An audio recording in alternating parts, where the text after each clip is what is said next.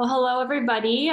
We are continuing our series, our health series today with Wendy Castle. She is a registered dietitian, and we are going to be talking about diabetes. So, before we get into that, I will let her introduce herself and tell us a little bit more about what she does and who she helps. Excellent. Thank you so much, Dr. Ogle. Very happy to be here.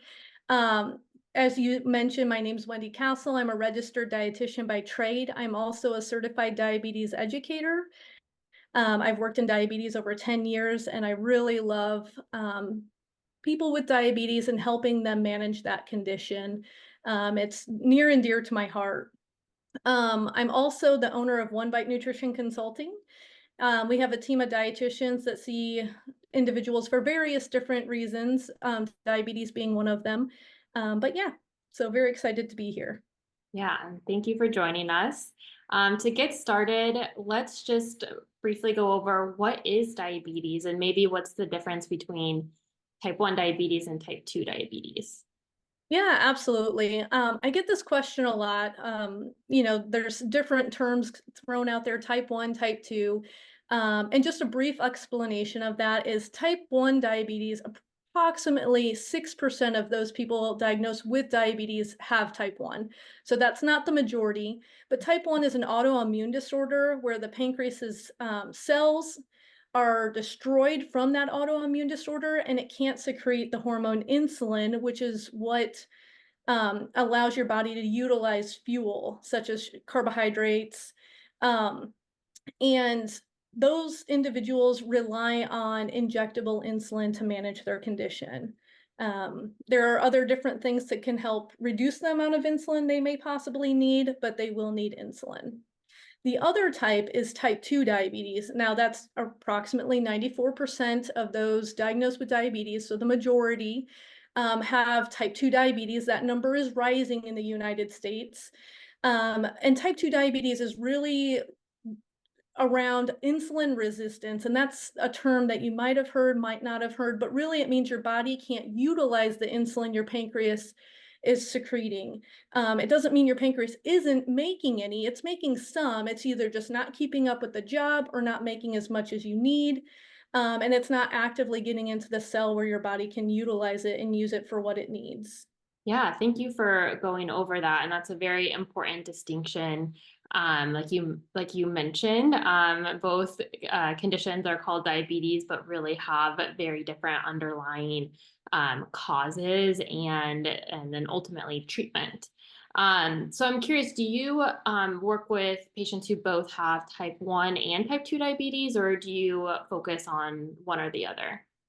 Yeah, the majority of my patients are have type 2 diabetes. Um, there is different ways to manage both of those. Type people with type 2 diabetes have a little more tools in their toolbox. Activity is going to play a role. Food plays a role in both, but you have oral medication options when you have type 2 diabetes. Um, and so there's definitely a distinction on how you treat diabetes. But I primarily focus on type 2. I do have some people with type 1 diabetes. It's just not the majority of the patients I see. Yeah, that makes sense. And I'm sure one of the first questions that you get if somebody is newly diagnosed as having type 2 diabetes, or they are finally able to talk to a dietitian after this diagnosis, their first question may be, what sorts of things can I eat with diabetes? So I'm curious what that initial response might be from you. Yeah, absolutely. And I think people kind of get bombarded with, either looking up internet searches of what they should eat, listening to podcasts or friends, family. Everybody kind of has their opinion on a diet. When it comes to diabetes, there's really nothing you can't eat. It's how much you're eating and how you're pairing it. So one of the nutrients we really kind of focus on is it's called carbohydrates. There's some confusion about looking at carbohydrates. When you look at the food label, we really want to look at total carbohydrate. Some people accidentally look at sugar. And if you look on the label, if you look below, sugar's indented, meaning it's included in that total carbohydrate number. So when we're looking at total carbohydrates in general, a female will need around 30 to 45 grams per meal. Males are 45 to 60, and that's just a general blanket statement. You can use lower carb dieting as an option to manage your diabetes if you want to. And if you're a very active person or maybe of younger age, you might need more. So that's where dietitians are really helpful because they individualize that plan. But the important thing is when you are reading a label, you want to look at total carbohydrates when you're looking at that. And not all carbs are considered equal.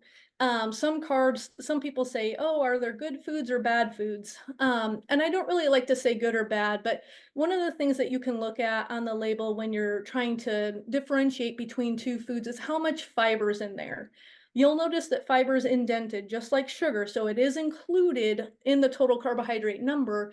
But what fiber does is it allows you to digest your food more slowly. So instead of getting a big spike in your blood sugar and then it comes down and it looks more like a mountain, you're going to get more of this hill effect. And that's really what we're trying to go for. We don't want these big peaks and valleys. We want to get more of a hill effect so our blood sugar's not going quite as high and dipping low, really low after meals. Yeah, absolutely. That's a really good tip on how to kind of start to look at nutrition labels, because that definitely is a skill that you learn over time. And I'm sure you can give your patients and clients a lot of feedback on that experience. Absolutely, yeah. And then that's just one piece of the puzzle. There are other nutrients we use to try to pair our meals together. We've got fats and proteins that are nutrients that are we also consider when we're meal planning. So really finding that balance. I know a lot of quote unquote fad diets really want to eliminate or severely reduce certain nutrients, but they all play a role and they're all important. We just have to get them in the right balance for you. And again, that's something that's very individualized to the person based on their activity level, their age, and their specific needs and their eating preferences. That's another thing that we work a lot with is, if people have different eating preferences, whether it's because of food allergies, religious reasons, or just personal reasons, we tie all that in together with them so they can have a meal plan that fits their needs, even though they might have a chronic condition like diabetes.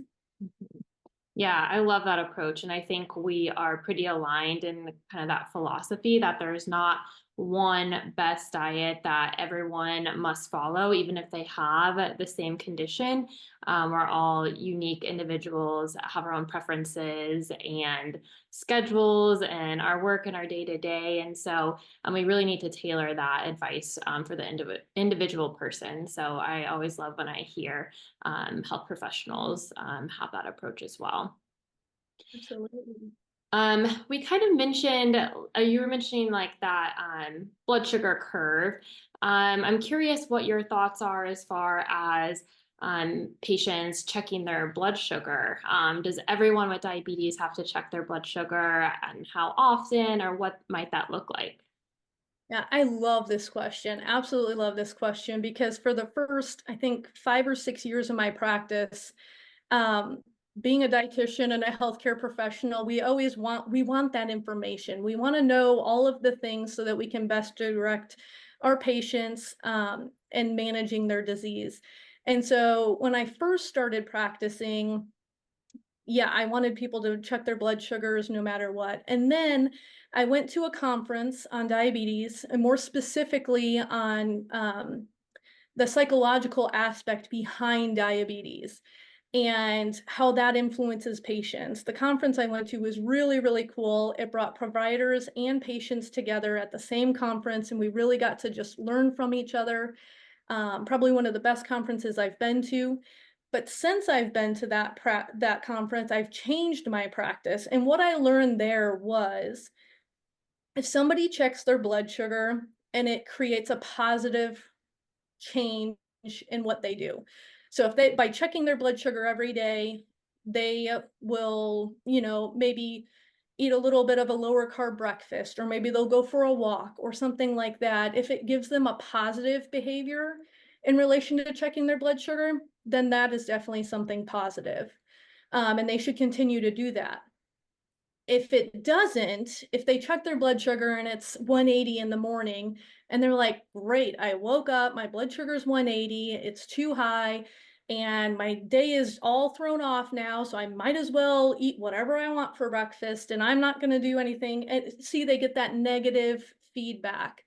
Um, then I say, unless you're dosing medication off of that, which people with type 1 diabetes would be, people with type 2 diabetes, not necessarily. Maybe you don't need to. If you really are having a hard time with that negative feedback, maybe we focus on other behaviors that you can control. And maybe not look at the blood sugar so closely. I have plenty of patients that are on both sides.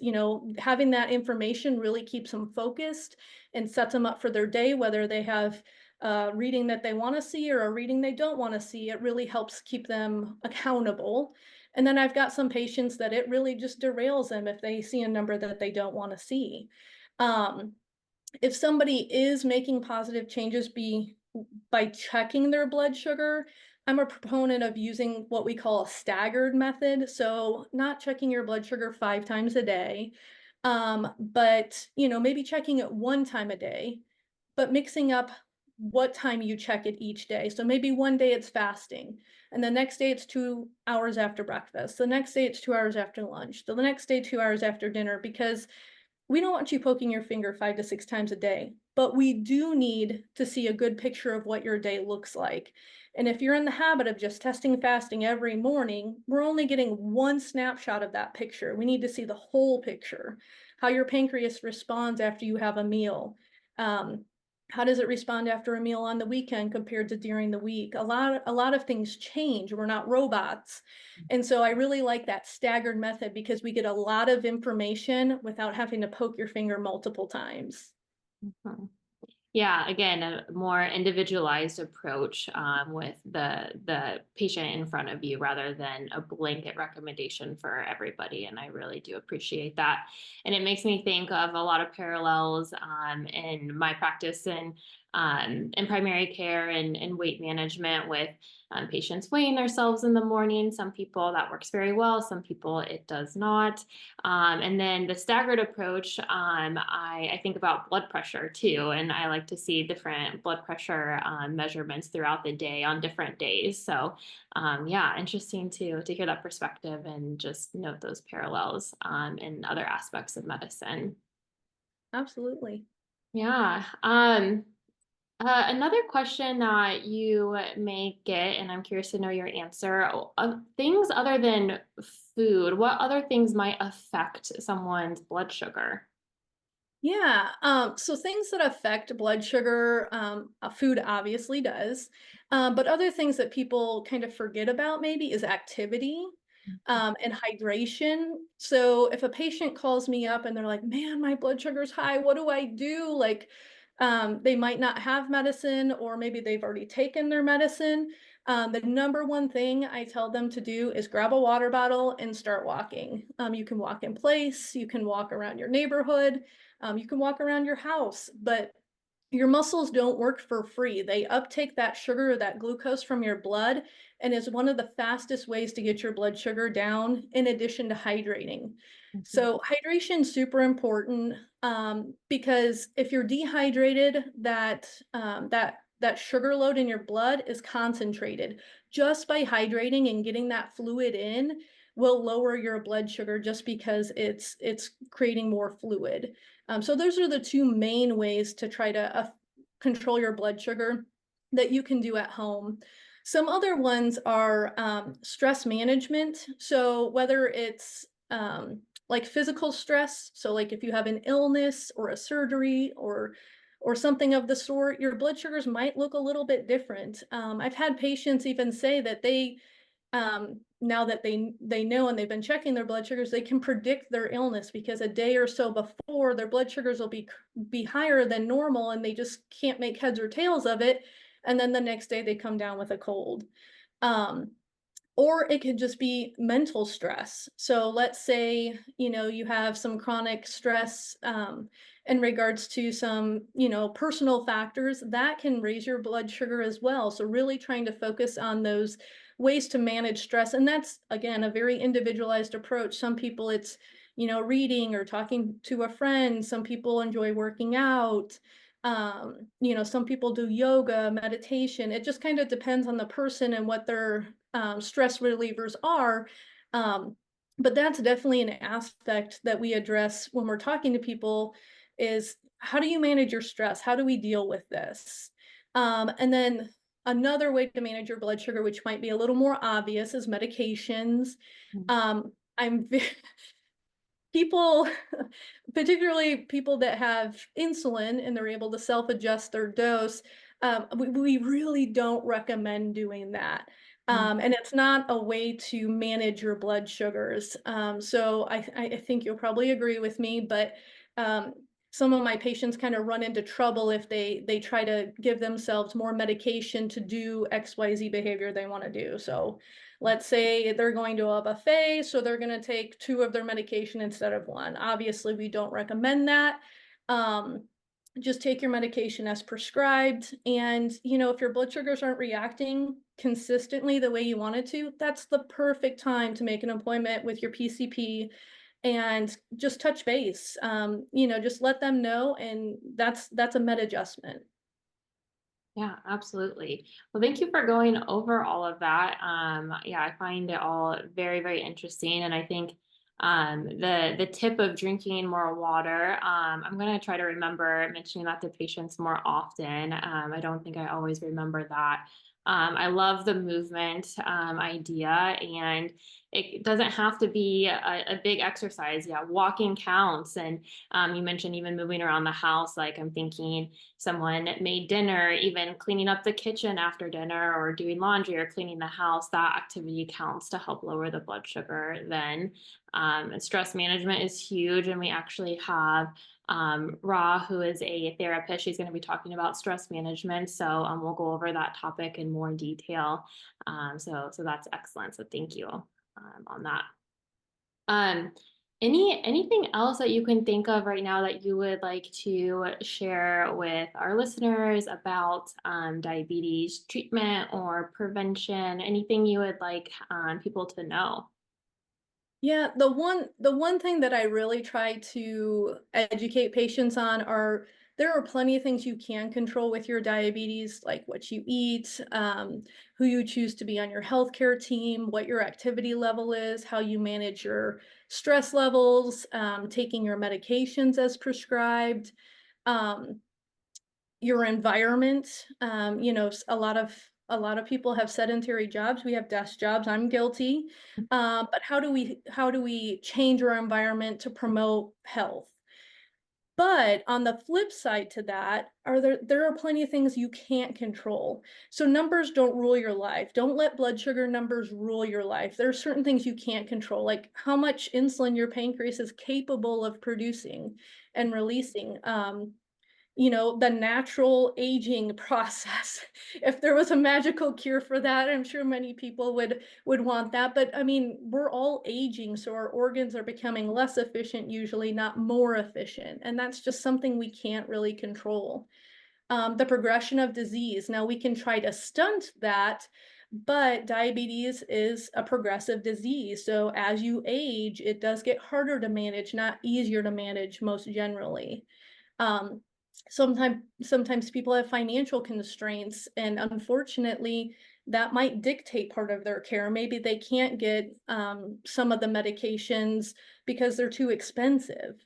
So that's some things that you can't really control. They might have other health conditions that are playing a role. I think of my patients that have COPD and they get pneumonia and they have to be on a steroid and their blood sugar goes through the moon because they're on prednisone and they have diabetes. And I mean, you have to breathe at that time. That's more important, and we'll manage your diabetes with other means so that you can recover from your illness. And then lastly, the genetic predisposition. So if you're genetically predisposed to diabetes, You can check all the boxes, you could do all of the things, and you may still get diabetes. But the good thing is, if you're being proactive on trying to prevent diabetes, or let's say you got diagnosed with pre-diabetes and you don't want to bridge that threshold of getting full-blown diabetes, is you're making those behavior changes. You're changing the things you can control, instead of focusing on the things that you cannot. Yeah, yeah, I think that's great. And with any chronic medical condition, especially at a new diagnosis, it can feel very overwhelming and scary and isolating. And it's a lot to take on. And something like diabetes, it can also have a lot of like bias and stigma around it too, because there is the lifestyle component, but like you said, there is also a genetic component and environmental factors and things that we can't control. So really understanding that this is a longer term path towards health, and that you don't have to have all the answers right away, and you can reach out to support, whether that's through your primary care doctor or other physician or a dietitian or therapist or group support. There is a lot out there that you can lean on, and we definitely encourage you to do that. um, and I would love to hear if you have any tips on how to find a great practitioner, and if people are wanting to work with you, how they would get a hold of you, to either ask questions or to work with you directly. Yeah, absolutely. I am a firm believer that you have to pick your healthcare team wisely. You want to pick people that are listening to your needs, people that are accessible. Some people, you might have to go to urgent care because you can't get in with your primary. It's very important to have that relationship with your providers and your care team. Um, Everybody has kind of their different schedule. The way we work in our practice is we see our patients every week to 2 weeks, just to make sure that we're getting everybody on the right path. They're getting as many touch points as they can to get started towards their goals. And then if, I've had patients for years, and if I start seeing them for years, maybe we go once a month or once a quarter, whatever meets their needs. But definitely initial appointments are usually every week to 2 weeks. Um, if somebody does want to get in contact with us, our website is onebitenutrition.com. You can even book directly on our website if you would like. Our business phone number is also 573-836-2866. And one thing that we definitely pride ourselves on is we are one piece of your healthcare team.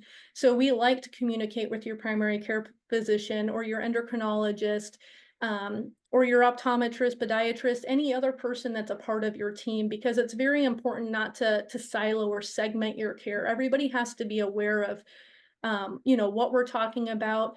And I think sometimes it's really nice for doctors to see, or endocrinologists to see the progress that our patients making on a weekly basis. They see those little habits happening and those little changes. So when you go back into seeing the doc in a month, 2 months, or 3 months, they can say, "Oh, wow, I can see that you've been working really hard, and look, your A1C dropped."